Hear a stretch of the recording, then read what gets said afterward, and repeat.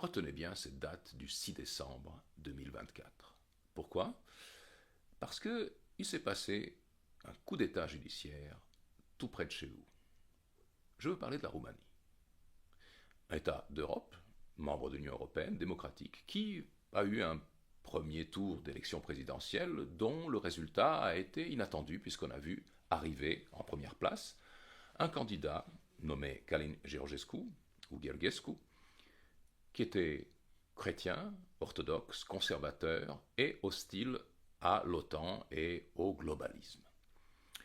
Dans le deuxième tour, il était crédité d'une large avance sur le numéro 2, une candidate pro-européenne.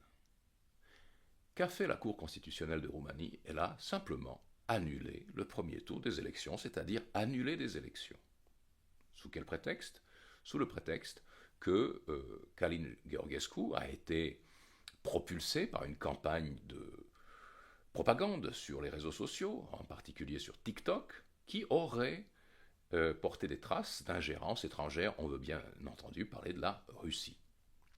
Or, voici, des gens se sont penchés sur les documents des services secrets roumains qui allèguent de cette influence étrangère, de cette ingérence, et puis qu'est-ce qu'ils ont trouvé? Ici, je me base sur les recherches qu'a faites Arnaud Bertrand, qui est l'un des commentateurs les plus aigus et les plus fiables des affaires internationales aujourd'hui.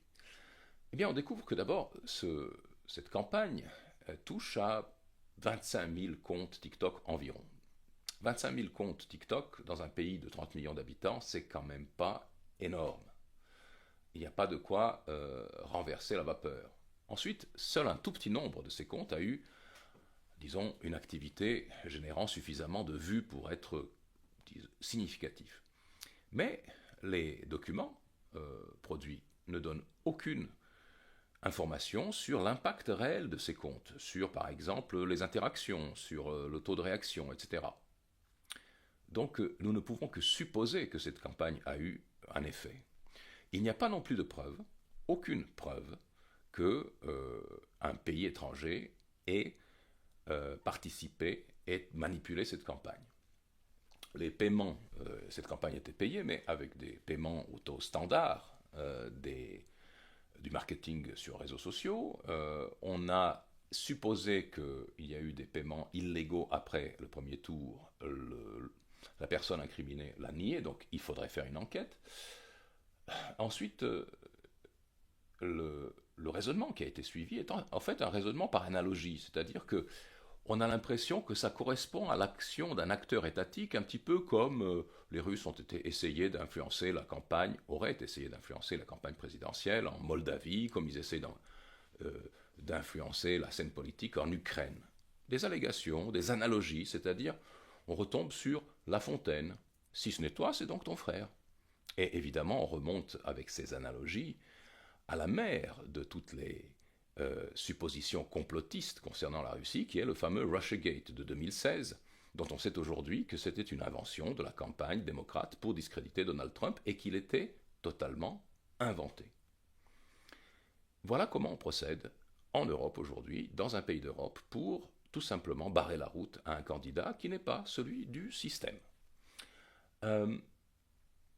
Ce qui est intéressant, c'est que cette focalisation sur une campagne sur réseaux sociaux, dont on ne connaît pas l'impact, permet non seulement d'éliminer le candidat, mais aussi d'éviter de supposer que cet homme, Gheorghiescu, a tout simplement été en phase avec le sentiment populaire.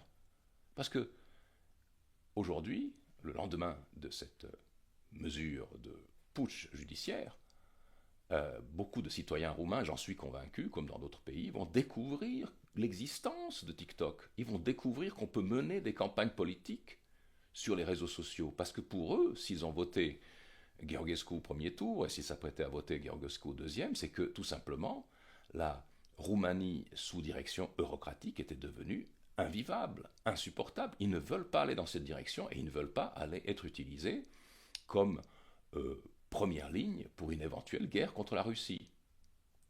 Et c'est ça qui est en fait l'enjeu.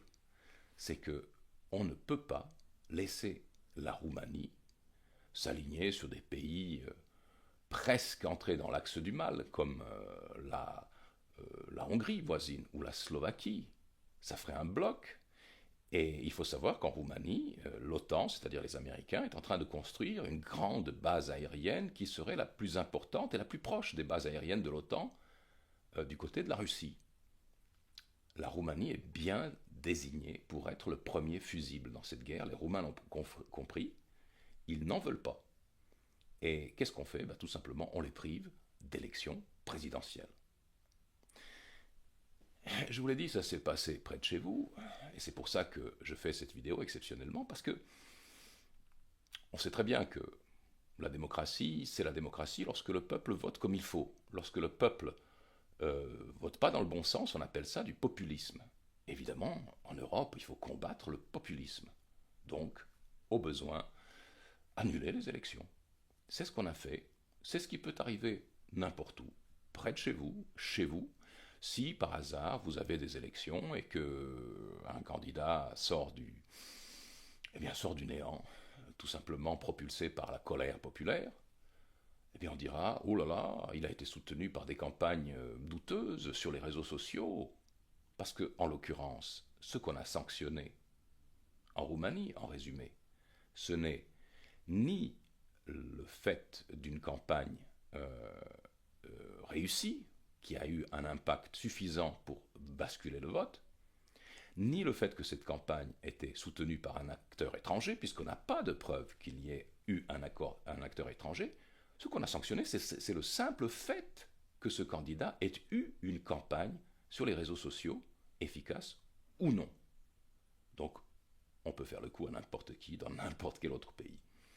On le sait.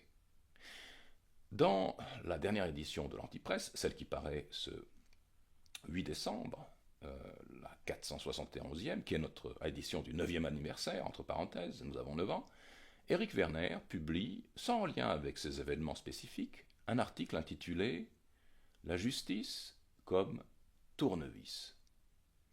Je vous exhorte vivement à le lire, parce que ça se passe vraiment tout près de chez vous.